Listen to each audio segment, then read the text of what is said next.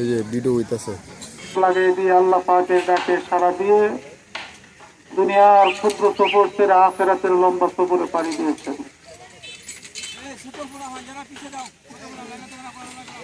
আর এটি হচ্ছে আল্লাহ পাকের দাগ লাগাই দিল হইতেছে না লাস্টে আমাদের সামনে শুয়ে আসছেন।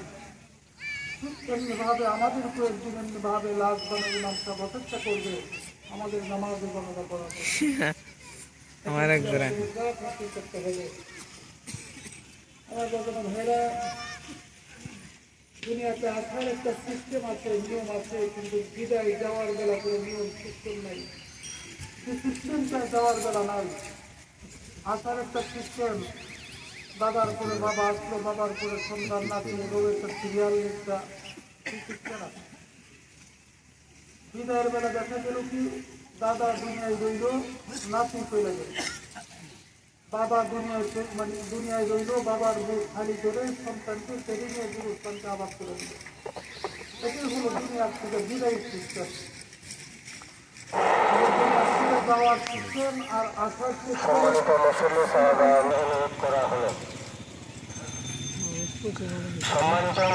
সাহেবান, হযরত মাওলানা রওশন আলী খান আশরাফি সাহেবের জানাজার নামাজ অল্প কিছুক্ষণের মধ্যেই মাঠে আরম্ভ হবে। যারা জানাজায় শরীক হওয়ার ইচ্ছুক মেহরবানি করে মাঠে চলে যাওয়ার জন্য বিশেষভাবে অনুরোধ করা হলো।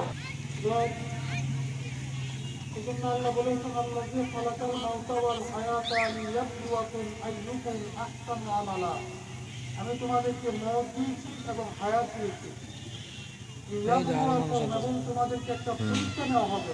উজুরত নাইছি না লিয়াবলুয়াকুম আইয়ুকুম আহসান, পুরা মানে কেল্লা সর্বোত্তম ইবাদত করবা আমালা, যে আমল নিয়ে আল্লাহ পাকের দরবারে মকবুলিয়াত করবে। আজকে মহব্বতি যাতে পাগল পাগল বানায় যে আমরা সকলে বলি আল্লাহুম্মা আমিন। যা এখন আপনাদের সম্মুখে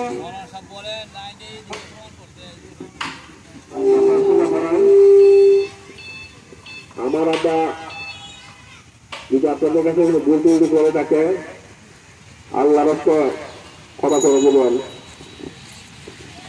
আর যদি রুম টুম আপনার হওয়া যাওয়া থাকে আমার চলে নতুনের কাছে গেলে দিয়ে দিবে। আর জানাজা পড়বেন আমার ছেলে জসিম, জসিমে জানাজা পড়বেন আমার ছেলে, দ্বিতীয় ছেলে। আর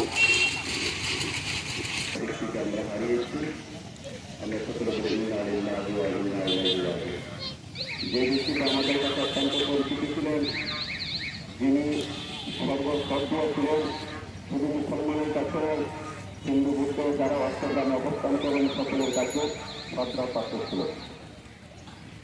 তিনি আমাদেরকে অষ্টম কাজী বিশ্ববিদ্যালয়ের একজন সম্মানিত শিক্ষক ছিলেন। ওনার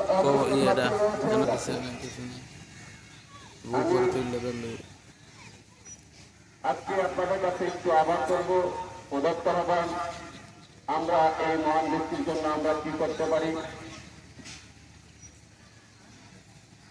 আমরা মহান রব্বুল আলামিনের দরবারে ওনার রাসূল দরজা উচ্চ দরজা কামনা করি। সকলে বলেন আমিন। আমি বিশেষ করে অষ্টগ্রামবাসীর পক্ষ থেকে, যেহেতু ওনা আমাদের সকলে শ্রদ্ধাভাজন ছিলেন,